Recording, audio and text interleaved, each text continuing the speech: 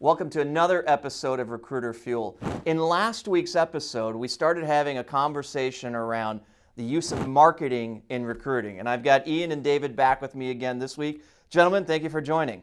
Thanks for having us back. So it's a topic that a lot of recruiters really don't know a lot about in terms of marketing 101 tools, strategies that they can use to become better recruiters.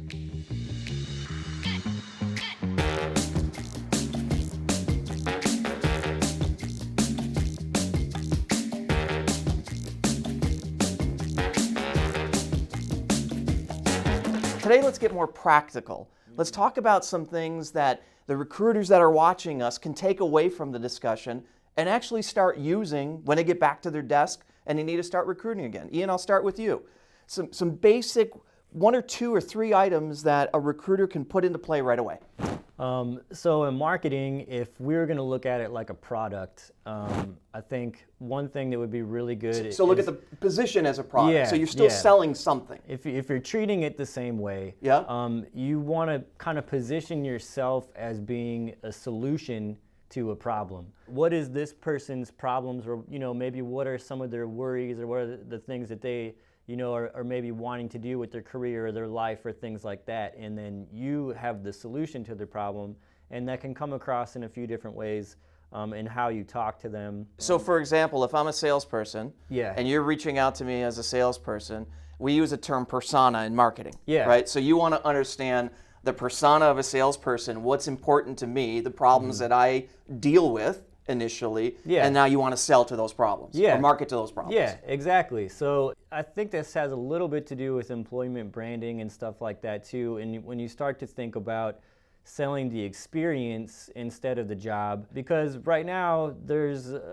people are fighting, trying to get the best candidate. There's jobs, people have choices where they want to go. So I mean, you want to explain like what the culture is like how this place is going to be either a fun place, or it's going to be a place where you're going to be able to grow a lot because it's a small team, or you know what I mean? You said something really interesting, and I want both of your comments on this, where you said sell the experience and not the job. Now, you both have seen job descriptions online, right? Mm-hmm. Yeah. They're an internal HR-ish job description.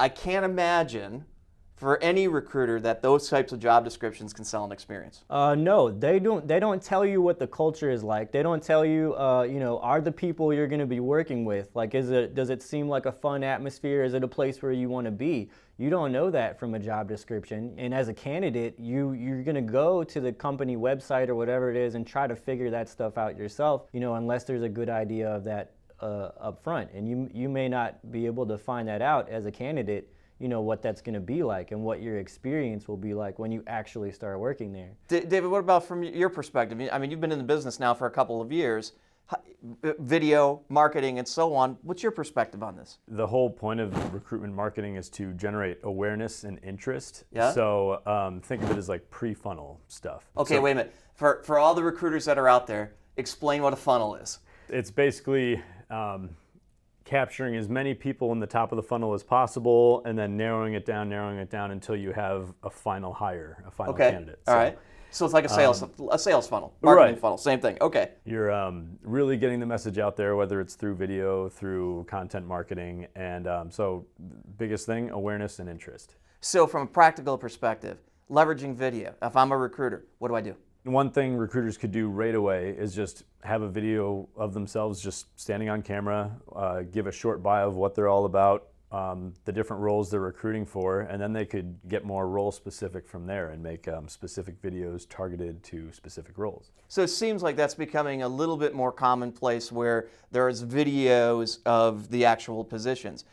But they're not selling an experience, Ian. I've seen them. They're really reading off of a document saying, whatever's on the job description. That's not the best way to do it. No way. You got to jazz it up a bit.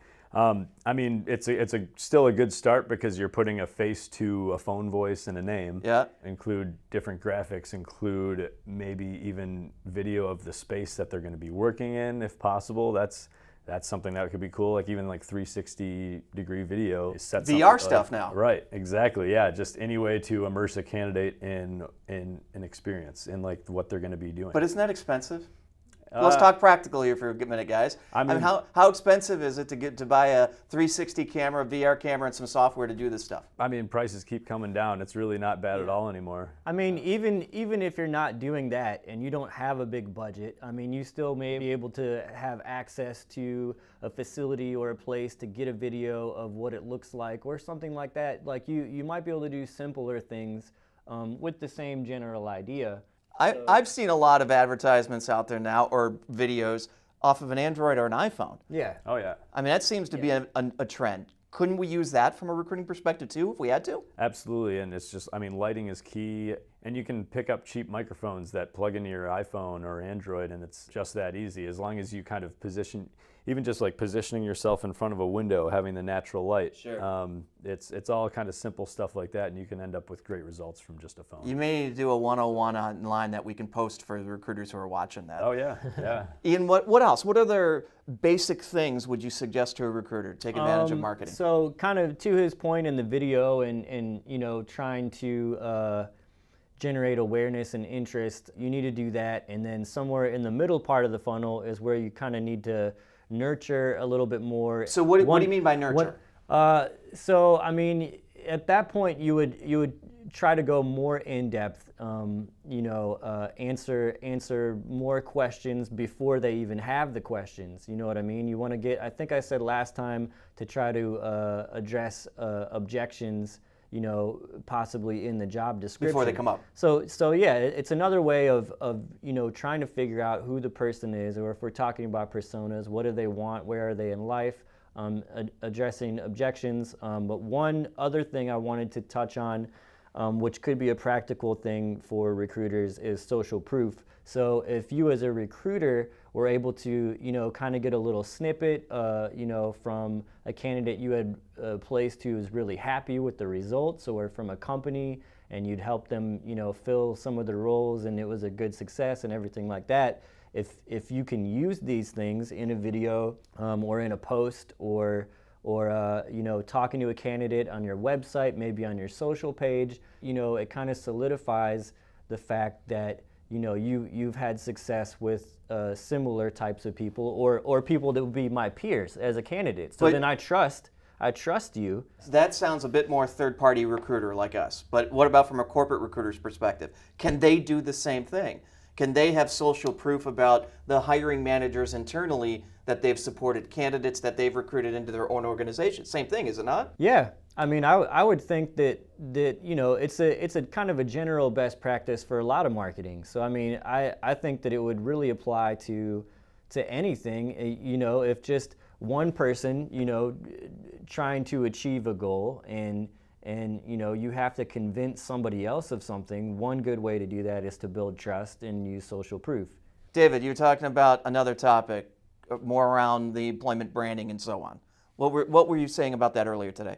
So as far as employment branding goes, it's important to just embody what the company is all about, purpose, culture. And I think a good way to do that would be to pick out specific people in the organization who embody that culture that you're looking for, so they can really exemplify like what it's like to work there, how great it is. That should be really inviting for any new candidates. The reality of what's really going on. And create the demand for that company. As much as possible. Yep.